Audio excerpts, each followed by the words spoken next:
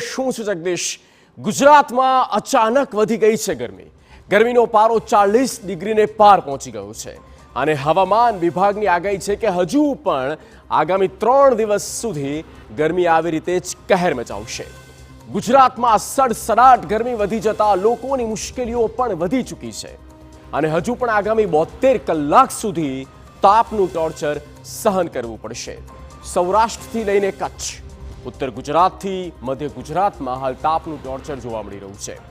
March મહિનામાં જ ગરમીનો પારો અનેક શહેરોમાં 40 ડિગ્રીને પાર પહોંચી ગયો છે અને આકાશથી આગ ઝરી રહી હોય તેવું લાગી રહ્યું છે. હજુ તો આ શરૂઆત છે અને આગામી 3 મહિનામાં આવી જ આકરી ગરમી પડશે. હવામાન વિભાગે કહ્યું કે આ વર્ષે ગરમી રેકોર્ડ તોડી શકે, ત્યારે ગરમીના કહેર માટે તૈયાર રહો, કારણ કે હવે વધી ગયો છે ગરમીનો પ્રકોપ.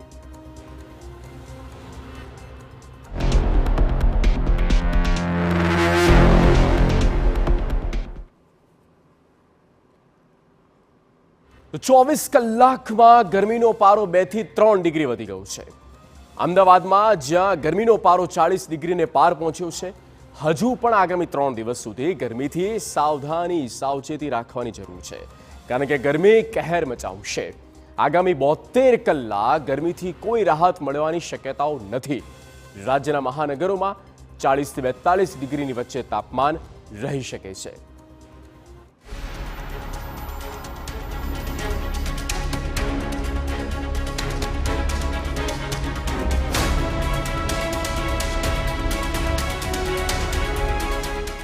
ગુજરાતમાં પ્રચંડ ગરમી.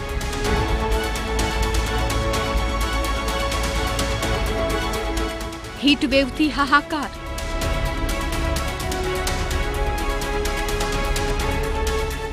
આકાશમાંથી વરસી આગ.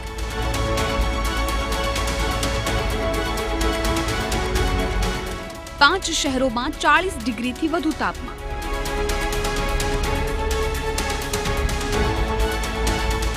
રાજકોટ દેશમાં સૌથી ગરમ શહેર.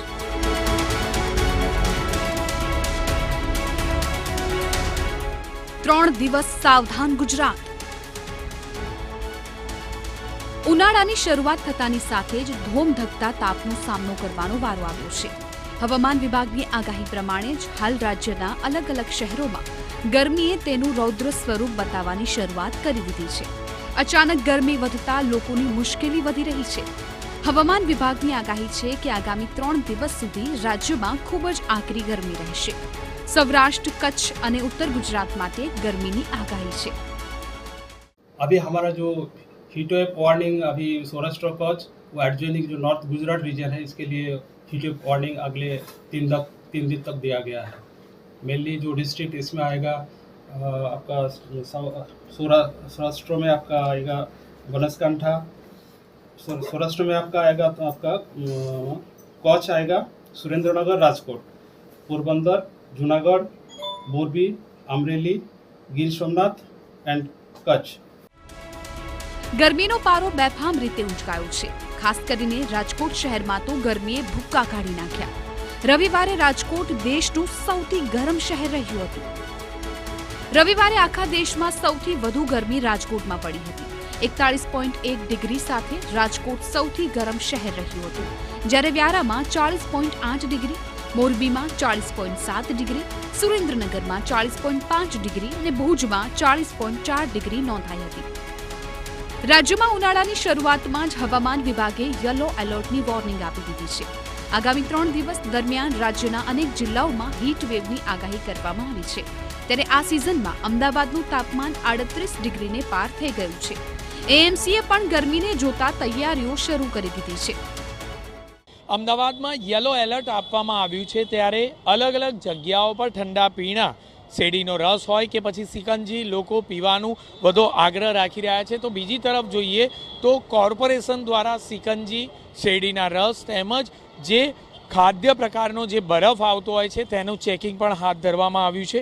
1-2 જગ્યાએ નહીં, પરંતુ શહેરના અલગ અલગ વોર્ડમાં અલગ અલગ જગ્યાઓ પર હેલ્થ વિભાગની અલગ અલગ ટીમ દ્વારા ચેકિંગ હાથ ધરવામાં આવ્યું છે. અને સિકંજી હોય, શેરડીના રસ હોય કે પછી ખાવાનો બરફ હોય, આ તમામ જગ્યાઓ પર સેમ્પલ લઈ અને લોકોને આરોગ્યપ્રદ શેરડીનો રસ કે ઠંડા પીણા મળી રહે તે પ્રકારની વ્યવસ્થા ગોઠવાય તેમાં હેલ્થ વિભાગની ટીમ જોતરાઈ છે. માત્ર અમદાવાદ જ નહીં પરંતુ સુરત મહાનગરપાલિકાએ પણ નાગરિકોને ગરમીના કહેરથી બચાવવા માટે તૈયારીઓ તેજ કરી છે. ગુજરાત હવામાન વિભાગ તરફથી છેલ્લા 3-4 દિવસની અંદર ગુજરાતની અંદર અલગ અલગ વિસ્તારોની અંદર જે રીતે હીટવેવની જે સ્થિતિ છે તે જોવા મળશે અને તેને કારણે લોકોને તેની સીધી અસર પડી શકે છે. તો લોકોએ ખાસ કરીને તકેદારી રાખવી જરૂરી છે. સુરત શહેર દક્ષિણ ગુજરાતની અંદર પણ ગરમીની જે જે અસર છે તે જોવા મળી રહી છે. તો આપણી સાથે સુરત મહાનગરપાલિકાના જે આરોગ્ય વિભાગના જે અધિકારી છે તેમની સાથે વાત કરશું. ડૉક્ટર ફેનિલ છે. સાહેબ, જે રીતે હવામાન વિભાગ તરફથી આગાહી કરી છે, શું તકેદારી, કેટલી ગંભીર બાબત? સુરત શહેરની સ્પેસિફિક વાત કરીએ તો સુરત શહેર એક દરિયા કિનારે નદી કિનારે આવેલું શહેર છે. જ્યારે ટેમ્પરેચર એપ્રિલ, મે, માર્ચના આ વખતે શરૂઆતમાં પણ ટેમ્પરેચરમાં વધારો નોંધાયેલો છે, જેને ધ્યાને લઈ હીટવેવની શક્યતા સુરત શહેર માટે ખાસ રહેલી છે.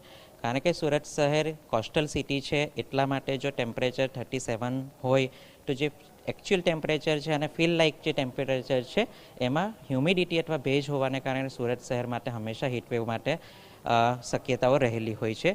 તો એને ધ્યાને લઈ સુરત મહાનગરપાલિકાના જે પણ શહેરીજનો છે એમણે ખાસ કરીને તકેદારી રાખવી જોઈએ. ખાસ કરીને જો જરૂર ના હોય તો એવા સમયમાં 1 થી 4 જ્યાં વધારે ગરમી હોય છે એવા સમયે બહાર નીકળવું, જો જરૂર ના હોય તો નહીં નીકળવું જોઈએ. ખાસ કરીને જે સગર્ભા બહેનો છે, વૃદ્ધો છે અને બાળકો છે એમણે ખાસ તકેદારી રાખવાની જરૂર છે.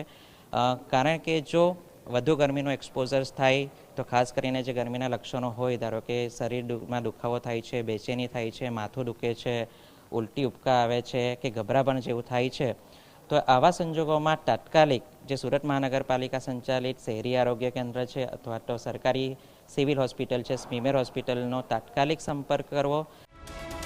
માર્ચ મહિનાના બીજા સપ્તાહથી ગરમીએ કહેર મચાવવાની શરૂઆત કરી દીધી છે.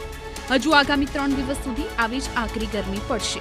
14 માર્ચ બાદ થોડી રાહત મળવાની શક્યતાઓ છે, એટલે આગામી 72 કલાક ગરમીના આતંકથી સાવધાન રહેજો. Bureau report, ટીવી9.